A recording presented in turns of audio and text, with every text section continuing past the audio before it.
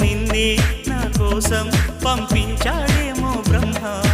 నడిచేడి నా ఇంటి దీపమా నీతో సావాసం పండించింది నా జన్మ నూరేళ్ల నాలో సట కుంకుమ వెచ్చని శ్వాసల యౌవన గీతికి పల్లవి నువ్వంట